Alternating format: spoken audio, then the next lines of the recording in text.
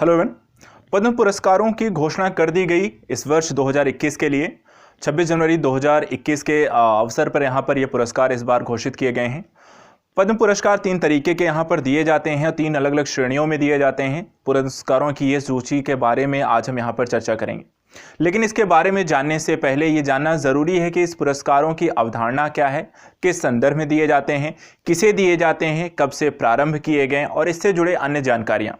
उसके पश्चात हम देखेंगे कि यहाँ पर इस वर्ष यहाँ पर पद्म भूषण, पद्मश्री और जैसे पद्म भूषण जैसे जो पुरस्कार हैं वो किसे किसे यहाँ पर प्रदान किए गए हैं और इससे संक्षिप्तीकरण के संदर्भ में यहाँ पर वर्ग विशेष के आधार पर किसको कितने मेडल दिए गए हैं। तो चलिए एक एक करके इन सभी जानकारियों को हम यहाँ पर देखते हैं। एक चीज़ ध्यान रखना है कि पद्म पुरस्कारों को लेकर क्वेश्चन सभी प्रकार के एग्जाम में ज़रूर पूछे जाते हैं, तो इसको ध्यान से देखिएगा क्योंकि यहाँ से क्वेश्चन आते ही आते हैं। तो सभी चीज़ों को ध्यान से ज़रूर पढ़ना है, शुरू से लास्ट तक वीडियो ज़रूर देख लीजिएगा। अन्यथा की स्थिति में यदि कोई भूल चूक होती है, कहीं आप गलती करते हो तो आप हो सकता है आपको जो 1-2 नंबर मिलने जा रहे हैं वो आपको ना मिले। सबसे पहली चीज, जो पद्म पुरस्कार यहाँ पर आपको प्रारंभ किए गए 1954 से, यहाँ पर आप देख सकते हैं प्रारंभिक जो स्थिति रही 1954 से प्रारंभ हुए। इसके बाद एक चीज को ध्यान रखिएगा, 3 से 4 वर्ष यहाँ पर स्थगित रहे। 1978 में 1979 में ये पुरस्कार नहीं दिए गए हैं।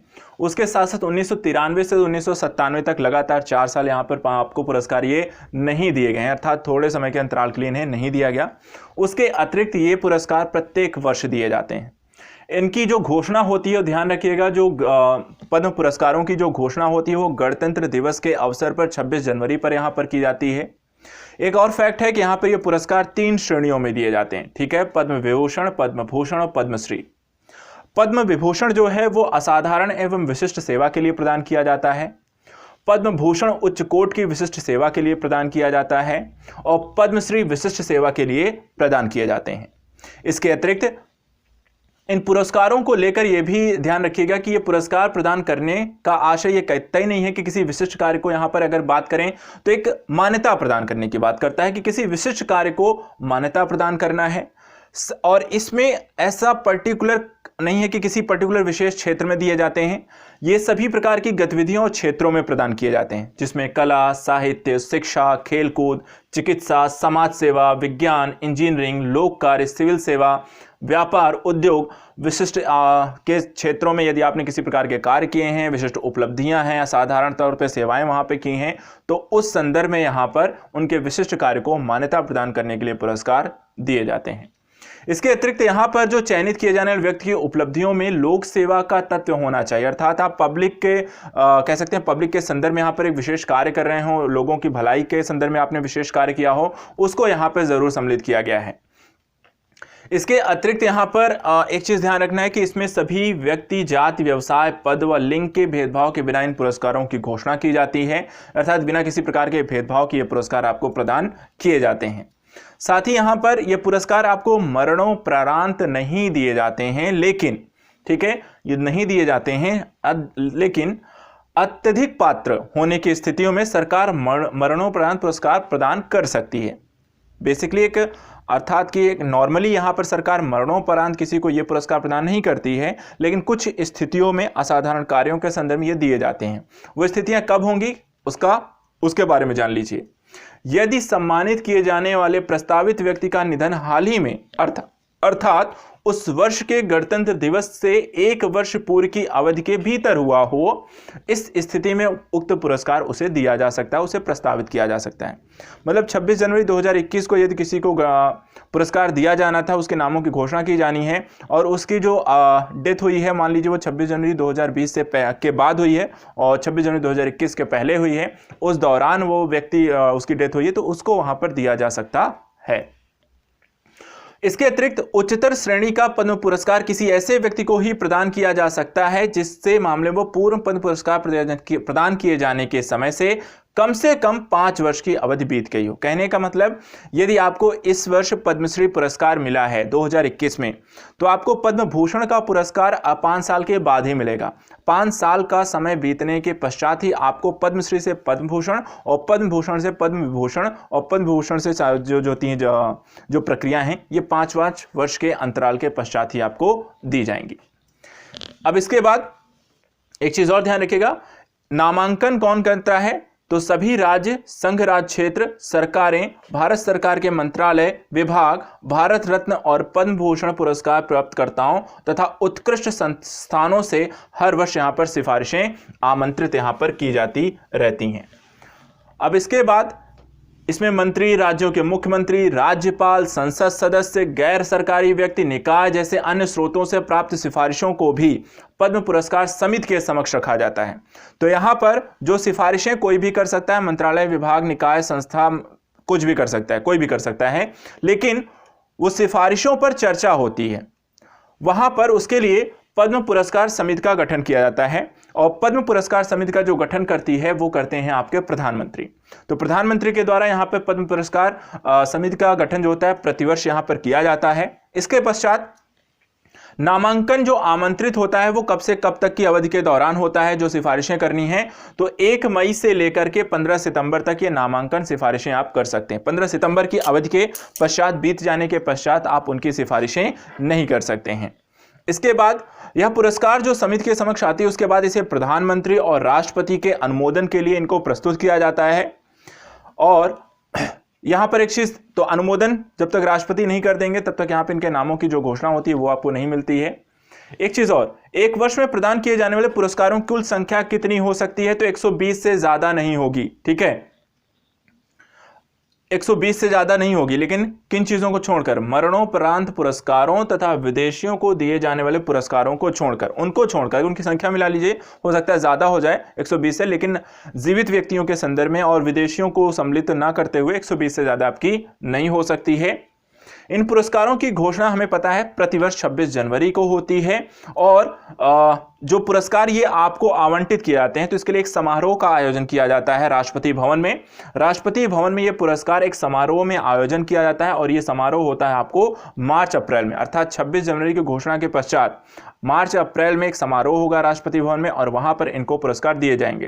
कोविड-19 के दौरान यहां पर ये पुरस्कार जो समारोह था वो राष्ट्रपति भवन में नहीं आयोजित किया गया था, उनको वहां पर उनके घर तक उसको डिलीवर किया गया था। तो ये स्थितियां हो सकती हैं किसी विशेष परिस्थिति में। इसके अतिरिक्त इस अलंकरण में राष्ट्रपति के हस्ताक्षर और मुहर से जारी की गई एक सनद अर्थात एक प्रमाण पत्र आपको दिया जाता है और एक मेडल यहां पर तमगा आपको दिया जाता है।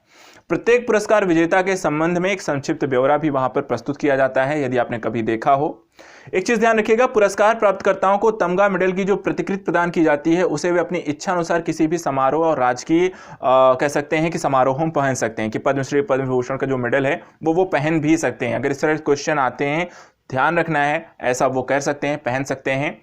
इसके अतिरिक्त ये कोई पदवी नहीं है, पद्म पुरस्कार किसी प्रकार की कोई पदवी नहीं है, ना ही इसे आप किसी पत्र, शीर्ष, निमंत्रण पत्र, पोस्टर, पुस्तक में आप इसका उल्लेख कर सकते हैं। अपने नाम के आगे पीछे आप इन्हें लिख नहीं सकते हैं।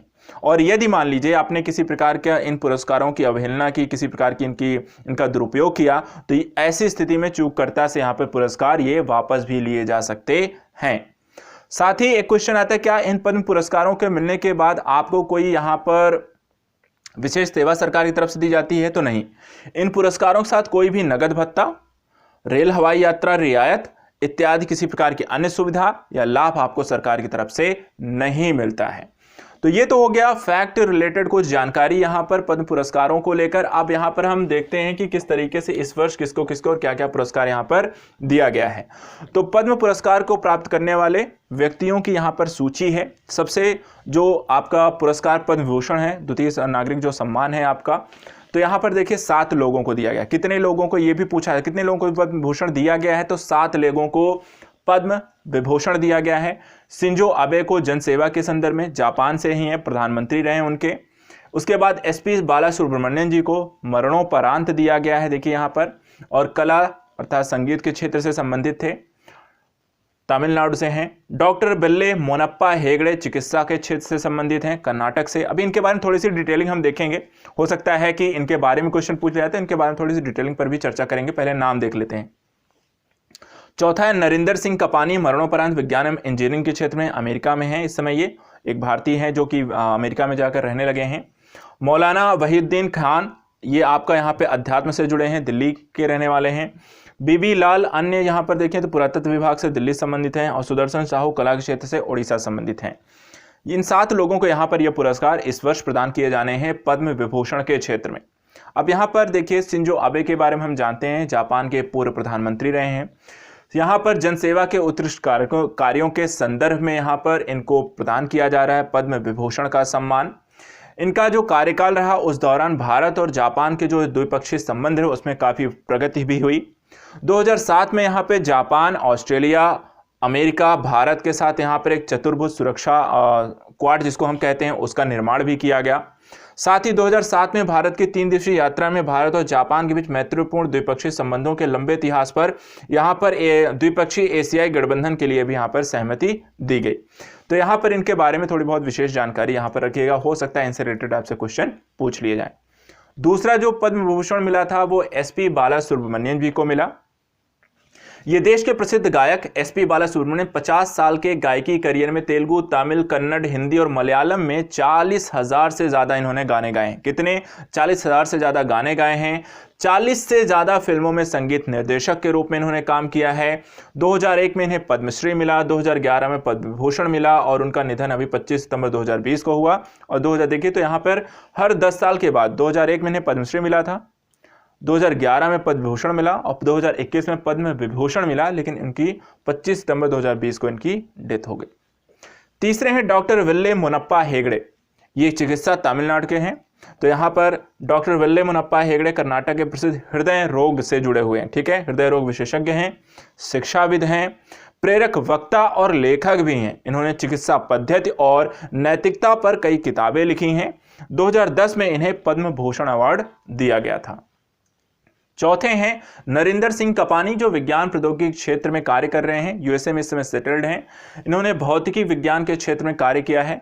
फोर्ब्स मैगजीन ने businessman of the century edition में अनसंग हीरोज के तौर पर इन्हें नामित भी किया था।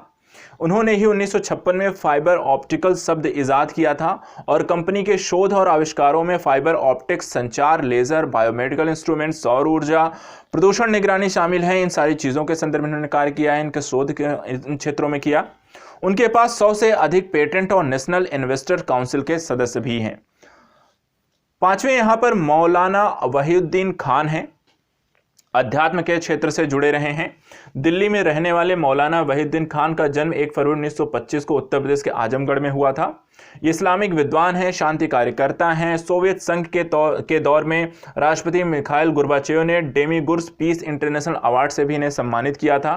2000 में इन्हें पद्म भूषण सम्मान दिया गया और कुरान को सरल और समकालीन अंग्रेजी में इन्होंने अनुवाद भी किया।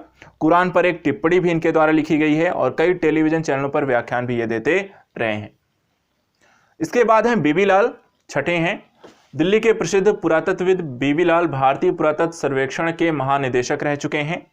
इनकी किताब राम और उनकी ऐतिहासिक प्रासंगिकता, मंदिर और सेतु, साहित्य, पुरातत्व, अन्य विज्ञान को लेकर खासी बहस भी हो चुकी है। इसमें विवादित ढांचे के नीचे मंदिर होने की बात कही गई और उन्हें पहले पद्म भूषण भी दिया जा चुका है। सातवें और अंतिम पद्म विभूषण विजेता रहे हैं सुदर्शन साहू, कला के क्षेत्र में उड़ीसा से संबंधित हैं।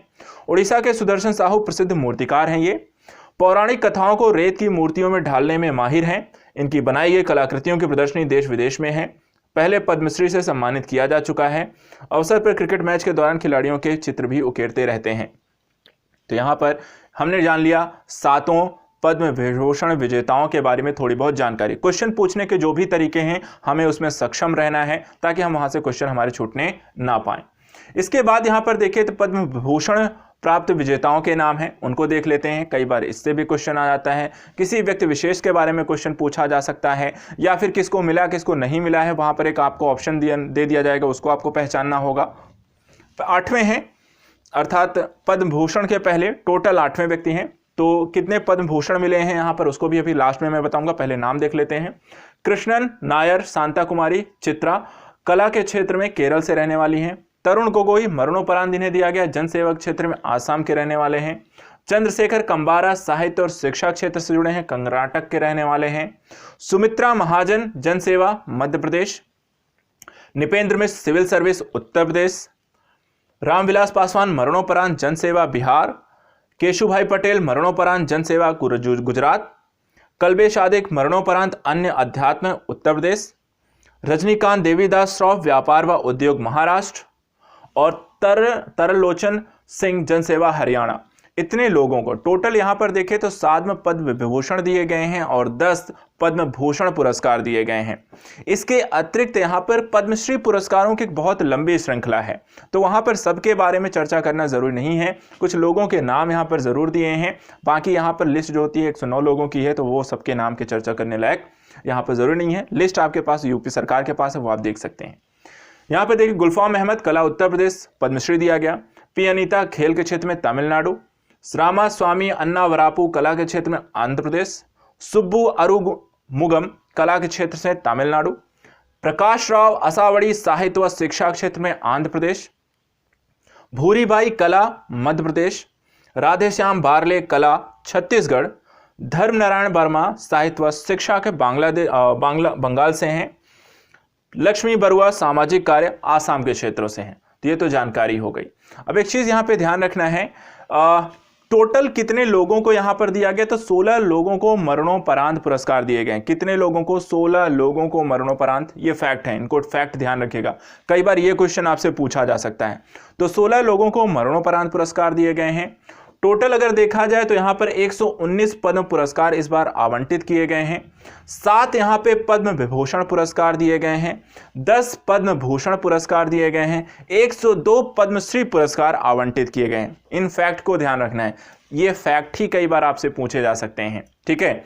इसके अतिरिक्त 29 महिलाओं को इस बार पद्म पुरस्कार आवंटित किए गए हैं। 10 विदेशी लोगों को पद्म पुरस्कार दिए गए हैं। इसके अतिरिक्त इन 10 लोगों में विदेशियों में प्रवासी भारतीय हैं, PIO हैं और OCI हैं। साथ ही यहां पर एक व्यक्ति ट्रांसजेंडर श्रेणी में भी यहां पर इस बार का पुरस्कार आवंटित किया गया। तो इस तरीके से देखा जाए तो यहां पर पुरस्कारों के संबंधित कुछ जो फैक्ट हैं वो आपको मैंने यहां पर बता दिया। इनको ध्यान रखना है, इन फैक्चुअल चीजों को, इससे रिलेटेड ही क्वेश्चन आपको पूछ लिया जाएगा। लास्ट में खेल हस्तियों को लेकर भी लास्ट में देख लेते हैं। कई बार खेलों से रिलेटेड काफी सारे क्वेश्चन बनते हैं जिसमें पुरस्कारों को लेकर ही वो क्वेश्चन पूछ लेते हैं। तो यहां पर ध्यान रखिएगा, अनुभवी टेबल टेनिस खिलाड़ी मोमा दास को यहां पर पद्म पुरस्कार सम्मानित किया जाएगा। गणतंत्र दिवस की पूर्व संध्या पर राष्ट्रपति रामनाथ कोविंद के द्वारा यहां पर ये सारे नामों की घोषणा की गई। गृह मंत्रालय ने इसकी बात की पुष्टि भी की है। मोमा दास के अलावा अगर हम बात करें तो यहां पर सुधा सिंह, हरियाणा के विजेंद्र सिंह, KV वेंकटेश को पद्मश्री से नवाजा जाएगा। साथ ही वीरेंद्र को गूंगा पहलवान के नाम से जाना जाता है। इन व्यक्तियों को यहां पर राष्ट्रपति रामनाथ कोविंद मार्च अप्रैल में होने वाले समारोह में जो होता है पुरस्कारों से आवंटित करेंगे। यदि कोविड-19 के इंपैक्ट से वहां पर समाप्त हो चुका होगा, यदि वहां पर हम बेहतर स्थिति प्राप्त कर चुके होंगे, अन्यथा की स्थिति में पिछले साल की तरह इस बार भी यहां पर कोविड-19 पद्म पुरस्कार वर्चुअल तरीके से ही आयोजित किए जाएंगे। तो आज के लिए इतना ही। इन पुरस्कारों के माध्यम से यहाँ पर, क्योंकि काफ़ी इंपॉर्टेंट पुरस्कार रहे, इसलिए मैंने यहाँ पर वीडियो बना दिया है। इसे आप लास्ट तक अगर आपने देखा है तो आपको सारे जो पद्म पुरस्कारों से आने वाले कोई भी क्वेश्चन आपका नहीं छूटेगा। तो आज के लिए इतना ही, मिलते हैं नेक्स्ट वीडियो में कुछ नई चीज़ों को लेकर। Thank you so much.